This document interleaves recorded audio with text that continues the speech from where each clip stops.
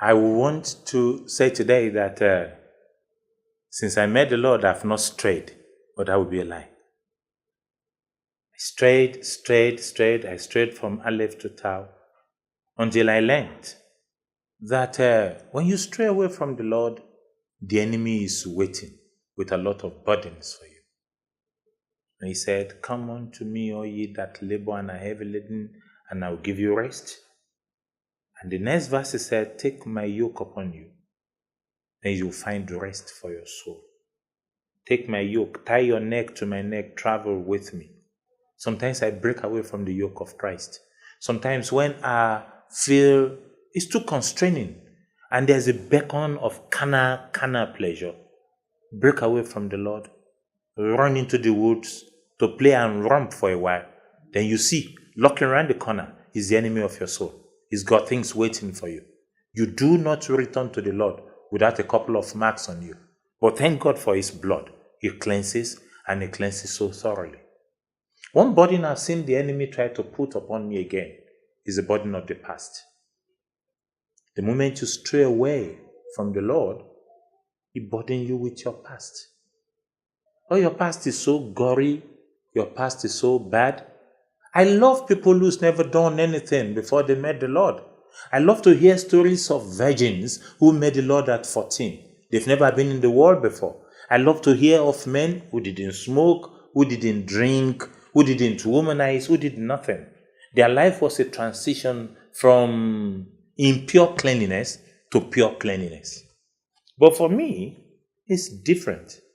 I will contend with the Apostle Paul for the position of the chief of sinners before I met the Lord. So I had a history, a past that I'm not too proud of. I don't know if you're there with me. Satan likes to remind one of one's past. At moments when you're doing things for the Lord, that little voice of condemnation comes, telling you of the things you've done in times past, telling you you are unfit. It brings the burden of the past.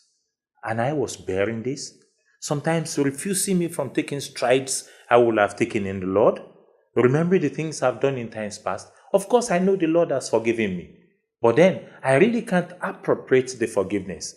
I hope I'm talking to somebody today. It was like this until I met an old man who said to me, "No man looking backward can make a good journey of walking forward." I learned that. I perused the statement. I looked closely at it. Then I started to look at the cross. And I realized on that cross, on that day when the Lord died, the whole and the totality of my past were buried in him. All the sins I've ever committed, all of them were soaked in that blood. Everything I will ever do, Jesus took care of. He cleansed my past. He cleansed my past ever so totally.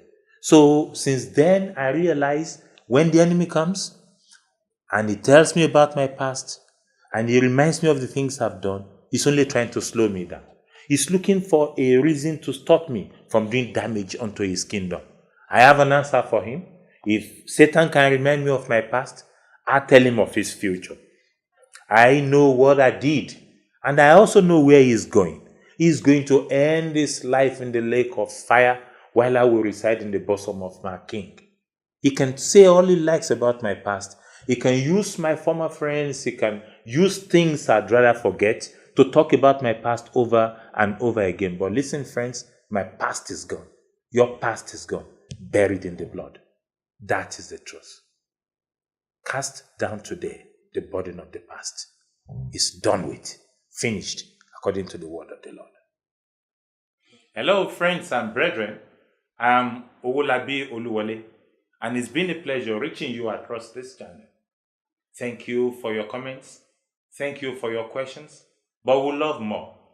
Please, if you have any question, we'd like you to just write it there after watching.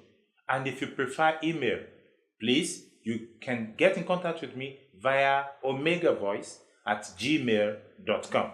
Your questions are going to be treated and I will respond promptly. Please comment, like, and show us some love by subscribing. God bless you.